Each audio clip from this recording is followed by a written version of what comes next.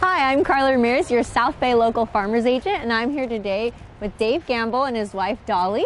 Well, congratulations for being our South Bay Farmers Agency Owner of the Year. Thank you. Thank you.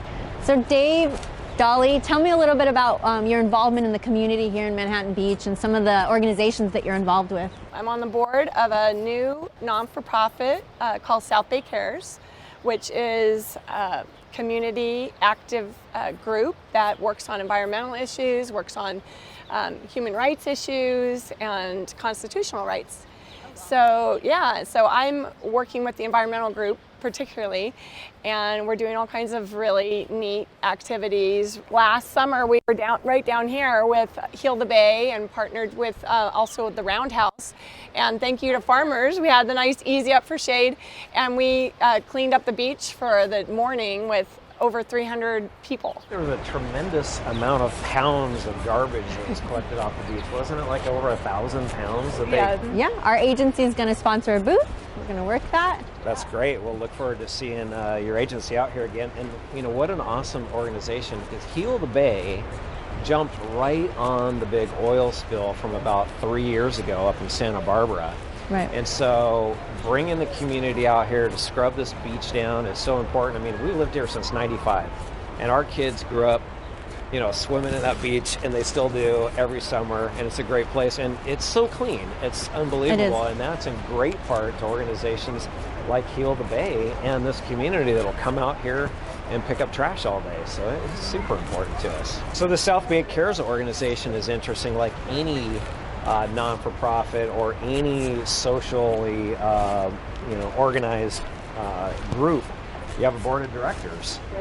And so it always brings up insurance questions. What does the board of directors become responsible for if somebody were to get hurt, if somebody said something that somebody didn't like?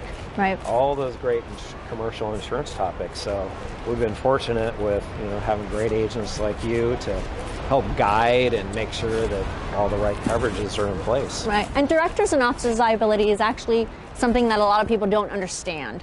It applies in most of the HOAs and all of the HOAs. So there's always a director or directors and officers that have to be voted on, president, secretary, whether it's a 3-unit or 20-unit.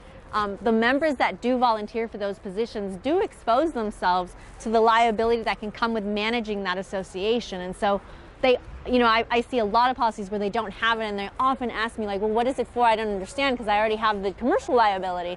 So directors and officers liability applies for errors and omissions in managing that association. So even if you have only 3 members, I had a recent claim where that member made a change that was not in line with what was in the CC&Rs for the physical aspect of the building, and he refused to change it back. And so because the association had to use funds to change that back. And here comes our Manhattan Beach cross country team. Here Costa, go, go, go. So they put a lien on this unit owner's property to pay for the cost of having to change what he refused to change back. So when he tried to sell his property, he had a lien on it, so he sued the association for putting that lien on it, saying they had done it incorrectly or unjustifiably or for whatever reason. Well, they're all looking to the commercial general. They're like, oh, we have commercial insurance. No, it only applies in the directors and officers because it's an error in the management or the decision that they made to put a lien on this unit owner. So the legal fees were... Right, so the legal fees and the settlement and everything, mostly it's the legal fees that is expensive, but so that got paid out of the directors and officers liability. So, it doesn't matter how many units you have, you are exposed to that serving on the board. It's a very critical insurance that a lot of people just miss. Yeah.